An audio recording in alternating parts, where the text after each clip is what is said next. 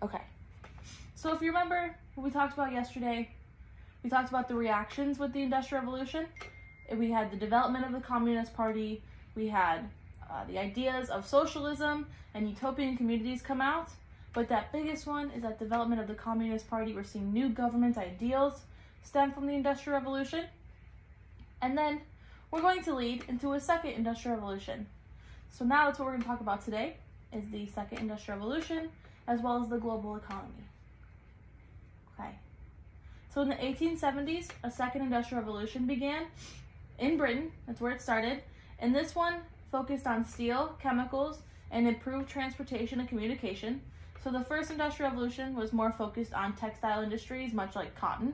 And this Industrial Revolution is going to be focused on a more technological aspect. It's going to be focused on steel, chemical research, and development and products with chemicals, improving transportation and communication throughout the world as well.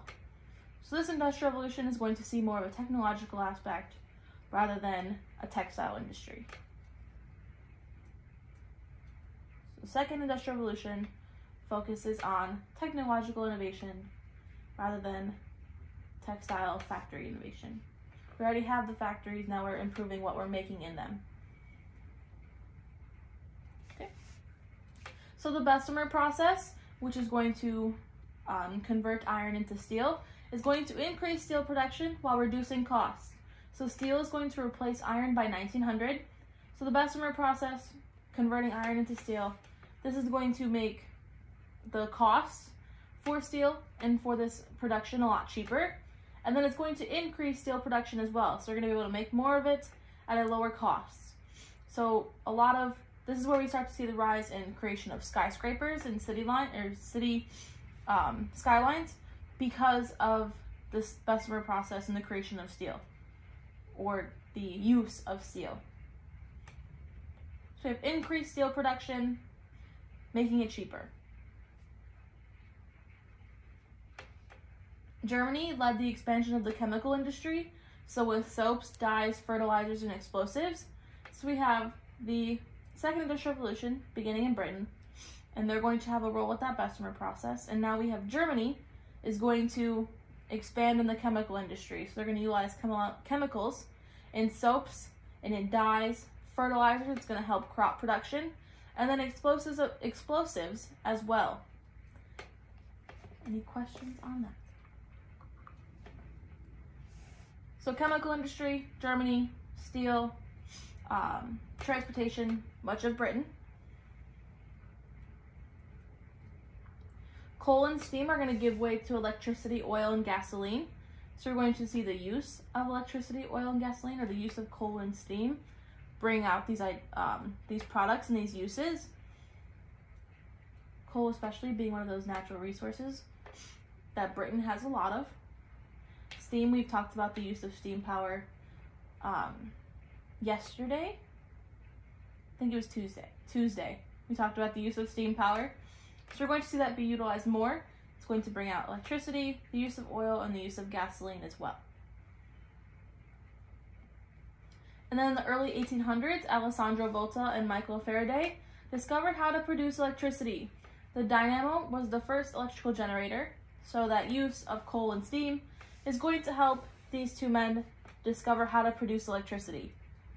So now we have the development of electricity. Any questions so far?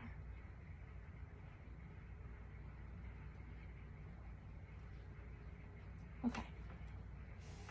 In 1879, American inventor Thomas Edison develops the first light bulb. So we're going to see the use of this in homes and in cities as well. We have the use of the light bulb. If you're ever interested, some of the tactics Thomas Edison used in order to discover or to develop the light bulb were pretty gruesome. Like, they weren't very friendly, especially to animals. Not if you're interested in it, but if you are curious on how it happened, it's kind of interesting to see how he went about it. It's awful, but it's pretty interesting at the same time. So if you're ever interested, look it up. Electricity is going to light homes and power factories and streetcars. So again, you're going to see the use of light bulbs and electricity in homes. The use of factories, so now factory workers, they can work into the night now without just having to use candles, or it's going to be a lot safer. They're going to have electrical power to power machines. And then streetcars as well, which is going to improve transportation throughout cities. If you've ever seen a streetcar, it's kind of like a trolley. It's like a bus on like a railroad or like on a track. Pretty cool. Some places still use them, still have them, they're pretty cool. In 1876, Alexander Graham Bell invents the telephone, which is going to quickly become an essential part of modern life. So we're now going to see the development of a telephone. So with the use of electricity, we can now use the telephone. And it's going to become essential. It's going to improve communication throughout homes and throughout cities, and even on a global aspect. So it's going to become a big part of modern life. It's even a bigger part now. So this development of the telephone plays a role within the development of modern life, and even today. So we have the light bulb, electricity, the telephone. Now we have radio. So in 1895, Guglielmo, I say that wrong every time, Marconi had sent radio signals directly through air, and in 1906, the first voice broadcast over radio had occurred. So now we have the use of radio, which is also going to improve these communication ideals and aspects. So the telephone, radio broadcast, it also allows for the spread of news to be a lot quicker and easier. You can have someone come on the radio, say what's happening in the world, say a different news story each night. It's going to improve how everyone hears their news, is informed, and then communicates as well, because at the radio at this time wasn't music like it is now, it's talk radio. So this is going to improve, much like the telephone, communication aspects throughout cities, towns, the country, the world. We're going to see a lot of developments within communication.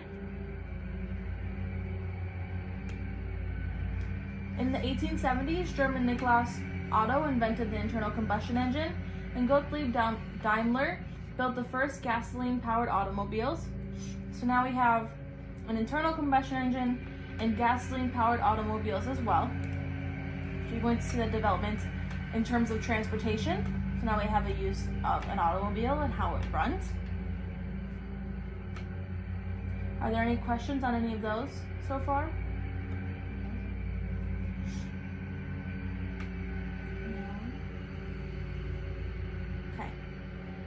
Britain remained a major industrial power, but its growth is going to slow by the late 1800s. So Britain, much like that first industrial revolution, they are still a major power within the world, but their growth within industrialization is going to slow by the late 1800s. There are other countries that are going to come up, become a lot more powerful, and continue to grow, while Britain is kind of stagnant.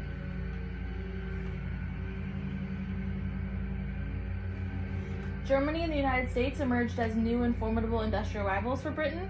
So now Britain has some competition, especially when it comes to industrialization. And it's going to be Germany, who again is doing a lot in terms of chemical research. And the United States is also having their own boom in industrialization as well. They're focused on especially oil, steel, similar items to Britain.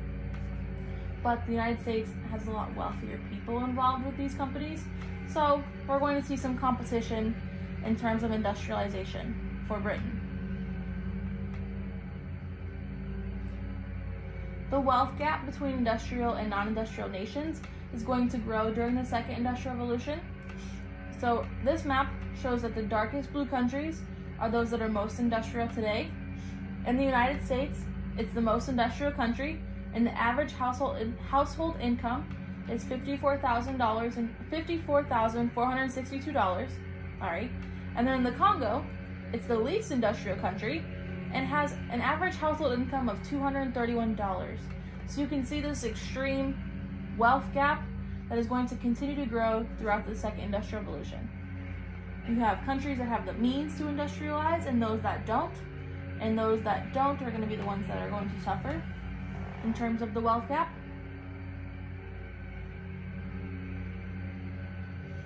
As wages increase, more defined gender roles are going to emerge in industrial societies. So women are even less likely to work outside of the home. So wages are going to increase, and families do not need both the man and the woman to go out to work. So only the man is going to go out and work because they're being paid a livable wage. So both the man and the woman no longer have to work. So the man's going to be the one going out to work, and the woman is going to be working inside the home, housewife, taking care of the family. So it's going to have an established gender roles even more in these industrial societies.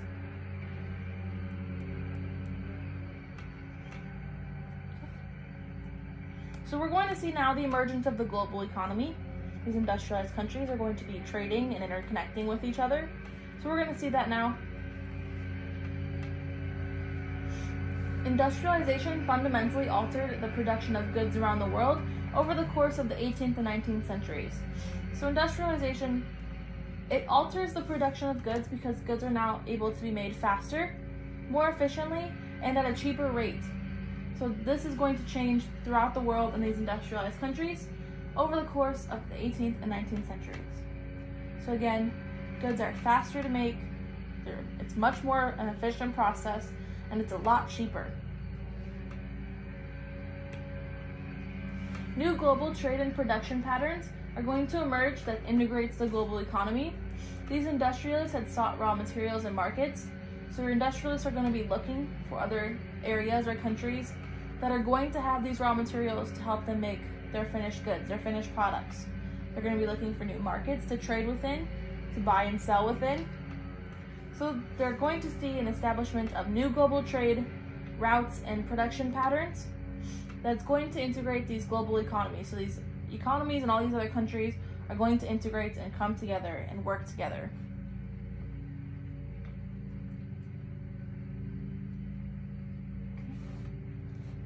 Middle Eastern and Asian countries are going to continue to produce manufactured goods, but their share in the global manufacturing is going to decline. So they're still producing manufactured goods, but their share in the global aspect is going to decline. They're not going to have as much of a role or an influence when it comes to global manufacturing, buying, selling, trading. They're still there, but it's not as heavily present. It's going to continue to decline. We're going to see a rise in European countries and the United States within these gaps rather than Middle Eastern and Asian countries.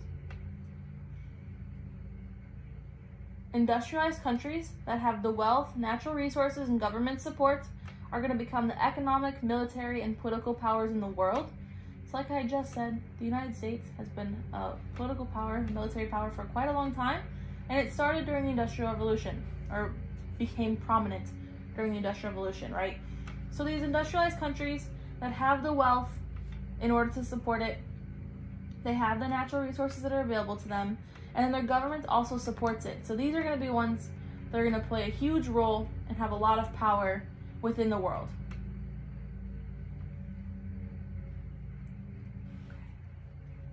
So places like Germany, Great Britain, the United States are going to become those major economic, military, and political powers. Merchants and companies based in Europe and the United States are going to become dominant parts of the global economy. So if you look at that map, those blue are those core nations. They're the ones who benefit the most from world trade. So you have Europe, the United States, and Canada, Australia. Those are those countries that are benefiting the most. The semi-periphery, the purple, they benefit less than the core nations. They benefit a lot, but not as much. You have Mexico, Brazil, other parts of South America, South Africa, India, a little bit of Asia. You're going to see those countries also benefit. And then the periphery nations, the red ones, they benefit the least from world trade. So most of South America, most of Central America, most of Africa, pretty much all of Africa, and then a lot of Europe. You have Russia, these other Middle Eastern countries are not benefiting as much from world trade. Any questions so far? No? Maybe?